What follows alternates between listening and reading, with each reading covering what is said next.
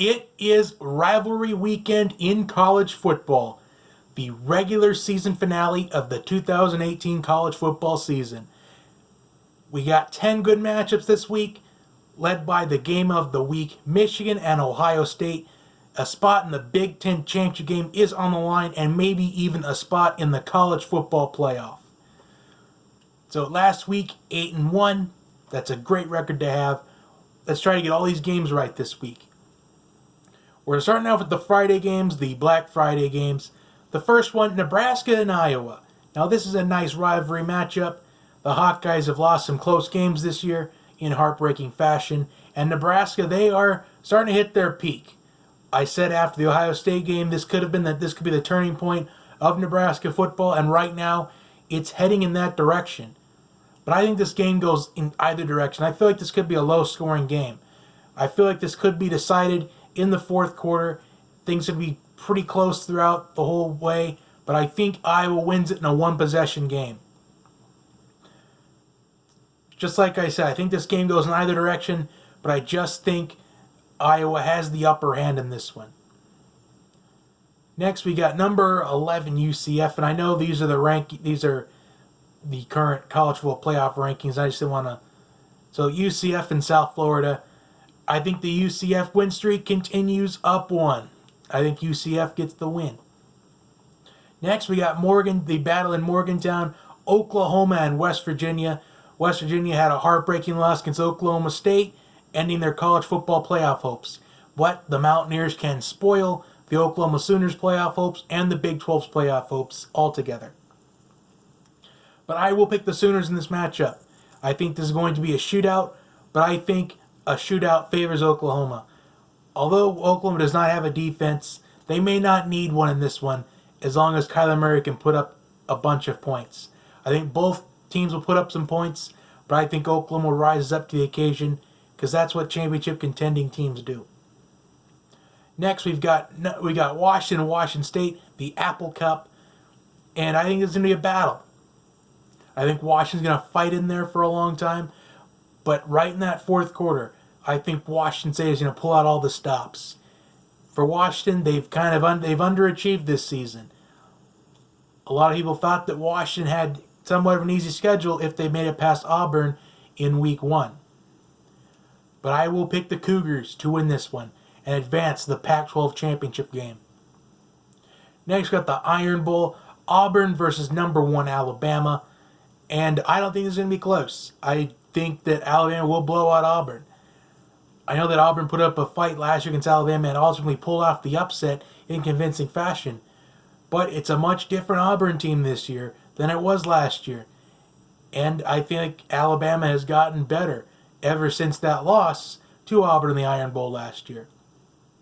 And Tua Tagovailoa, he continues the hot streak that he's on. But the question is, will he have to play in the fourth quarter? I don't think so. I think Alabama wins this pretty convincing. I feel like it's going to be like maybe 45-7. Maybe Auburn scores a late touchdown with like 4 minutes left to make it 45-14. But is Gus Malzahn actually going to stay? Because there was reports out there that the Auburn AD came out and said that Gus Malzahn is safe, but will he really be safe? We've seen it a couple times before where ADs say that their coach is going to stay, but then they change their minds later on. We've seen it before. Will it happen again? That's the biggest question coming out of this game. Next, we got Syracuse and Boston College, and honestly, I think this game is going to probably be the worst game of the week.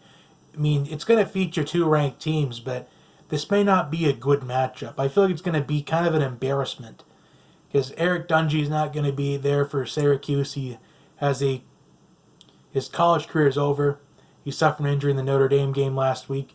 And Boston College, they lost to Florida State, who has definitely underachieved this season. Probably the biggest disappointment in college football this season. But I think Boston College wins this matchup. They recover from it. As I just think Eric Dungey was the glue to that Syracuse offense. I like Boston College.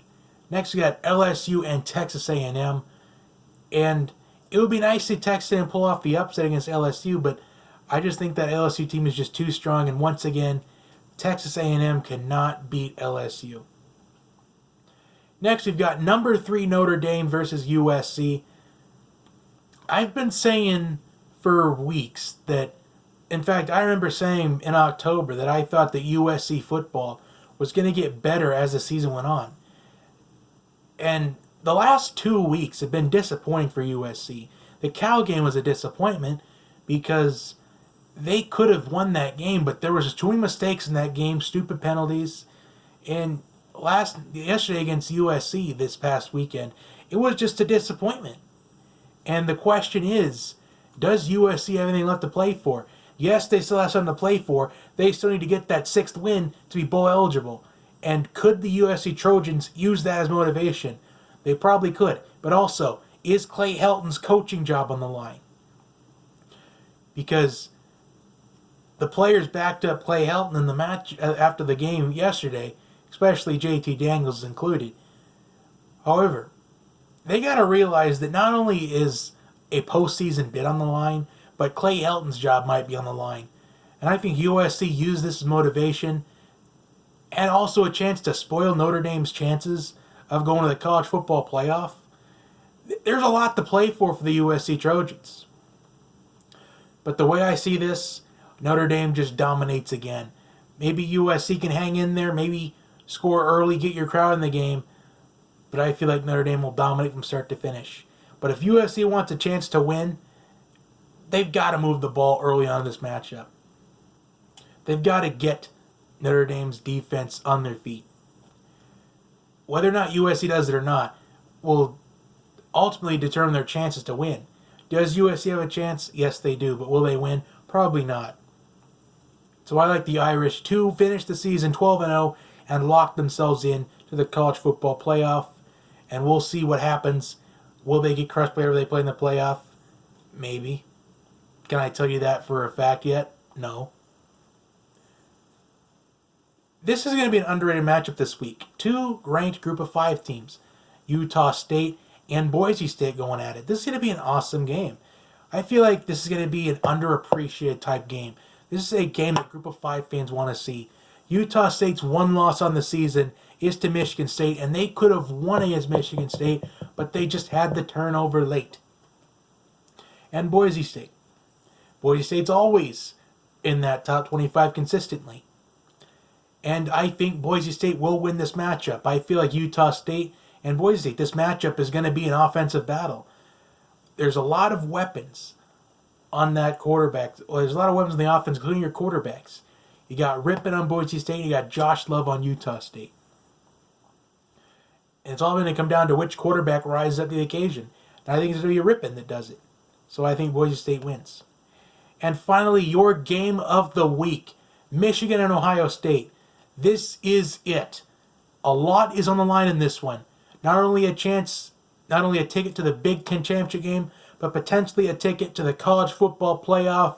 Not to doubt Northwestern or anything, but this could ultimately be what is decided in this one. There is a lot on the line. If Ohio State loses this game, does Urban Meyer retire? Because this has arguably been the worst year for Ohio State as far as how they've performed. Because they may have had 2 losses last year, but they almost made the college football playoff. They could have made the college football playoff if they would have